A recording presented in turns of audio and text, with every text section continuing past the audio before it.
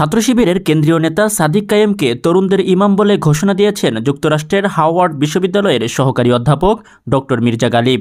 Police উঠিয়ে নিয়ে যে নাহিদকে নির্যাতন করেছিল সেই নাহিদ এখন নতুন রাজনৈতিক দলের নেতা।